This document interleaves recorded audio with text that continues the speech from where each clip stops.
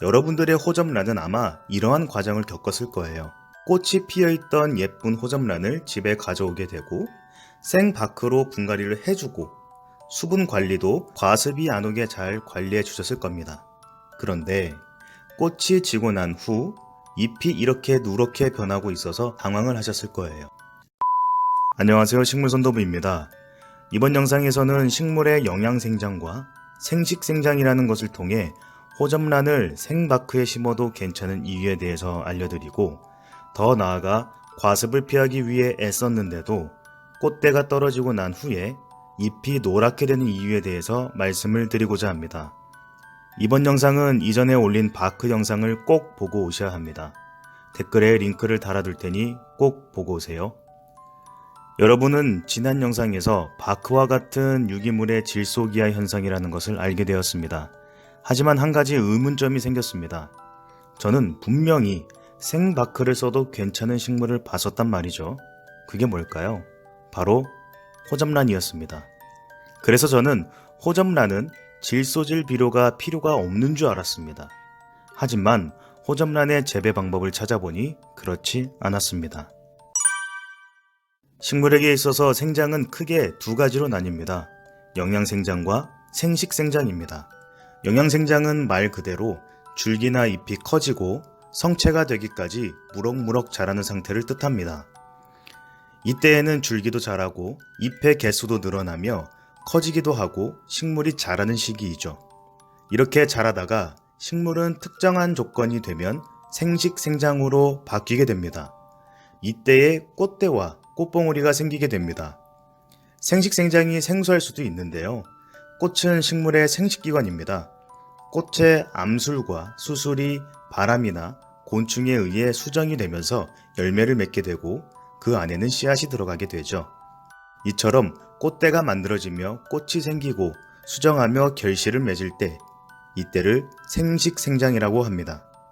여기서 중요한 개념이 하나 더 필요한데요. 바로 생장 단계에 필요한 영양분입니다. 사람에게 필요한 3대 영양소는 탄수화물, 단백질, 지방이죠. 식물에게도 꼭 필요한 3대 영양소가 있습니다. 비료의 3대 영양소라고도 불리우는데 바로 질소, 인산, 칼륨입니다. 그래서 식물 영양제나 비료를 보시면 이렇게 숫자가 3개 써 있는데요. 순서대로 질소, 인산, 칼륨의 비율을 나타내고 있죠. 영양생장이든 생식생장이든 질소, 인산, 칼륨은 모두 필요합니다. 하지만 어떠한 생장이냐에 따라 특정 영양분을 더 많이 필요로 하기도 하고 적게 필요로 하기도 합니다. 일단 식물의 3대 영양소 중에서 두 가지만 알고 갈게요. 바로 질소와 인산입니다. 질소는 식물의 생육에 가장 중요한 성분입니다. 엽록소를 만들어 식물의 줄기와 잎, 그리고 키를 키우는 역할을 하죠. 질소가 부족한 증상은 키가 자라지 않고 잎이 누렇게 되면서 말라 죽게 됩니다. 과다한 증상은 바로 대부분의 영양분이 잎과 줄기의 생장에만 쓰이기 때문에 꽃눈 형성이 불량해집니다. 그리고 일명 웃자라게 되는데 이는 키가 크고 좋아 보이지만 실제로는 약해진 상태고 병충해에 잘 걸리게 됩니다. 인산은 세포와 에너지 대사에 중요한 역할을 하고 있죠. 특히 꽃, 종자 등에 많이 들어 있습니다. 따라서 인산이 부족하면 꽃을 잘 형성하지 못하고 새 가지와 잔뿌리 등 생장을 억제하게 됩니다. 자, 아까 제가 영양생장이든 생식생장이든 질소, 인산, 칼륨은 모두 필요하지만 어떠한 생장이냐에 따라 특정 영양분을 줄여주거나 늘려줘야 한다고 말씀을 드렸죠. 여기 보시면 질소가 너무 과하게 많으면 꽃눈 형성이 불량해지는 반면에 인산은 부족하게 되면 꽃눈 형성이 불량해짐을 알 수 있습니다. 즉, 꽃이 펴야 하는 생식생장에서는 질소는 줄이고 인산은 늘려야 한다는 얘기가 되겠네요. 다시 말씀드리자면 영양생장에는 질소가 많이 필요하지만 생식생장으로 갈 때에는 질소 비료를 줄여줘야 한다는 것이죠. 우리나라의 대표 호접란 농장 중에 하나인 상미원의 호접란 재배 방법에서 개화 유도 부분의 일부분을 한번 살펴보도록 합시다. 여기 보시면 개화 유도에는 질소 비료를 주지 않는다. 저온 처리 시 질소 결핍 상태로 하는 것이 바람직하다라고 얘기하고 있죠. 자, 그리고 또 다른 곳의 호접란 재배 방법을 한번 봅시다. 이 글은 오래되어서 그런지 원글의 출처가 불분명한데 호접란 재배 방법에 워낙 많이 인용되는 글이기에 참고했습니다. 자, 비료 부분을 한번 같이 보시죠. 바크에 심어진 것은 질소 비료가 절대적으로 부족하므로 라고 이렇게 되어 있죠. 지난 바크 영상을 보셨다면 이 말이 무슨 말인지 아실 겁니다. 바크를 분해하려는 미생물 때문에 식물이 먹을 질소 비료가 부족하다는 말이죠.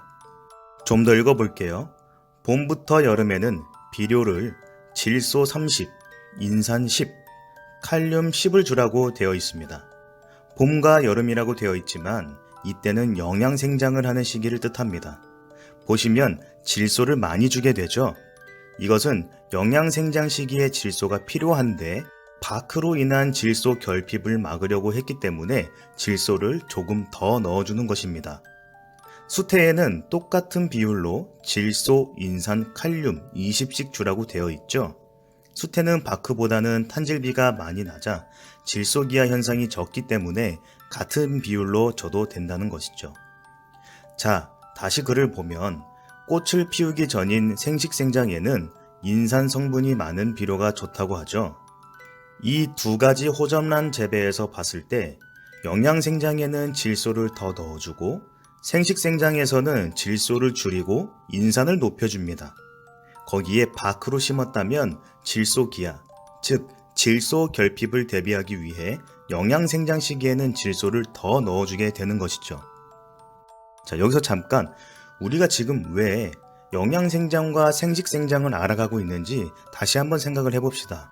다른 서양란도 마찬가지고 호접란은 꽃이 피어 있어야 상품 가치도 높고 꽃이 피어 있어야 관상 가치가 높습니다. 바로 여러분들이 호접란을 구매하거나 선물 받으셨을 때 이렇게 아름다운 꽃이 피어 있을 확률이 높고 꽃이 진 상태라도 다시 꽃을 피우기 위해 여러분들은 부단히 노력을 하고 계실 겁니다.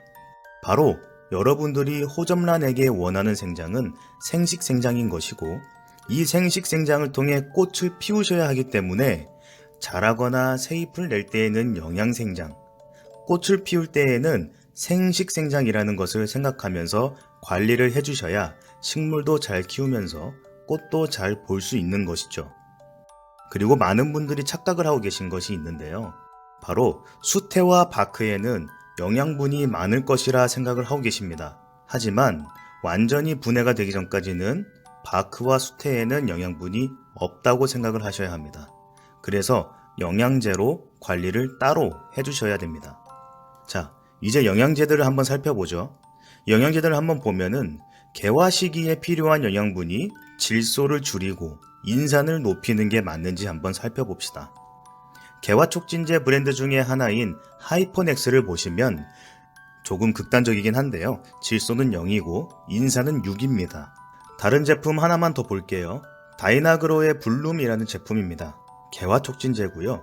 질소는 3, 인산은 12, 칼륨은 6입니다. 역시 질소보다 인산이 높죠. 이처럼 꽃을 피우는 생식생장에는 질소는 줄이고 인산은 높여야 한다는 것입니다. 그래서 바크를 써도 되는 이유가 여기에 있는데요. 왜냐하면 생식생장에서는 질소 부족 상태로 만들어야 하는데 바크가 그 질소를 빼앗아 주는 역할을 하기 때문입니다. 사실 비료를 첨가해서 주는 것은 쉽습니다. 여러분들이 비료를 따로 주기만 하면 되죠. 하지만 화분 속에 있는, 흙 속에 있는 비료를 빼내는 것은 정말 어렵습니다. 하지만 바크와 같이 탄질비가 높은 유기물이 있으면 미생물에 의해서 질소를 빼앗는 그러한 역할을 하게 되죠. 자, 정리하자면 질소기화 현상으로 식물을 약하게 만들 수 있는 생바크가 호접란을 심어도 되는 이유는 영양생장을 할 때에는 질소가 많이 필요하지만 생식생장을 하면서 꽃을 피울 때에는 질소는 줄여주고 인산은 높여야 하는데 그때 질소 결핍을 만드는 역할을 할 수 있는 것이 바로 이 바크였던 것이죠. 조금 다른 시각으로 한번 생각해 보면 수태에 심어져 있던 호접란이 이미 생식생장으로 들어가 꽃을 피운 상태에서는 생바크에 옮겨 심어도 질소 결핍으로 인한 큰 타격이 없다는 것입니다. 자, 여기서 끝이 아닙니다. 만약에 꽃이 지면 어떻게 될까요? 다시 새 잎을 내게 되겠죠. 꽃이 지고 사라졌을 때 이때 다시 영양생장으로 돌아가게 됩니다. 뿌리는 내리고 잎을 다시 내게 되죠. 이때에 필요한 영양분이 바로 질소입니다. 꽃이 지면 다시 영양생장에 대한 관리를 해주셔야 해요. 당연히 햇빛과 온도도 영양생장에 맞게 해주셔야 합니다. 특히 바크에 심었다면 아까 관련 자료에서 봤듯이 질소 비료는 더 많이 주셔야 합니다. 아까 말씀드린 부분을 다시 보면 만약에 질소가 부족하면 어떠한 증상이 온다고 말씀을 드렸죠? 네, 잎이 누렇게 되고 말라 죽게 된다고 말씀을 드렸죠? 질소 결핍뿐만 아니라 잎을 노랗게 만드는 것은 다양한 영양소 결핍에서 나타나는 현상이니까 영양분이 없는 바크와 수태에 영양제로 따로 관리를 잘 해주셔야 식물이 영양생장을 원활하게 잘 할 수 있습니다. 여러분들의 호접란은 아마 이러한 과정을 겪었을 거예요. 꽃이 피어있던 예쁜 호접란을 집에 가져오게 되고 생바크로 분갈이를 해주고 수분 관리도 과습이 안 오게 잘 관리해 주셨을 겁니다. 그런데 꽃이 지고 난 후 잎이 이렇게 누렇게 변하고 있어서 당황을 하셨을 거예요. 이제는 호접란 잎이 누렇게 되었을 때 과습만 생각하지 마시고 질소 부족을 한번 의심해 보셔야 합니다. 다시 말씀드리자면 과습이 안 오게 잘 관리하셨는데도 꽃이 지고 잎도 누렇게 지고 있다면 하엽이 아니라 질소 결핍을 의심하시고 영양생장을 돕도록 질소 비료 추가와 영양생장에 맞는 햇빛과 온도를 맞춰주시면 좋을 것 같습니다. 혹시 호접란, 서양란 중에서 어린 개체는 바크에서 키우면 생장이 느리고 약해지니 되도록 바크에서 키우면 안 되고 수태에서 키워라, 이러한 이야기를 들으신 적 있으신가요? 그 이유는 어린 개체일수록 영양생장이 활발하게 이루어져야 하는데 바크에 심으면 질소 기아, 즉 질소 결핍이 일어나니 당연히 생장이 더디거나 잘 죽게 되는 것이죠. 바크가 안 좋은 것이 아니라 질소 결핍의 이유를 파악을 하시고 아까 말씀드린 재배 방법에서처럼 바크로 인해 사라질 질소를 더 넣어준다면 어린 개체도 충분히 바크에서 잘 생장할 수 있다고 생각합니다. 자, 끝으로 호접란뿐만 아니라 꽃 종류를 키우실 때에 1년생이 아닌 다년생이라면 영양생장과 생식생장을 구분해서 생각해 보시고 그에 맞는 적절한 환경과 영양분을 주신다면 꽃을 키우는 것이 조금은 덜 어렵지 않을까 생각합니다. 그럼 다음 영상에서 뵙겠습니다. 감사합니다.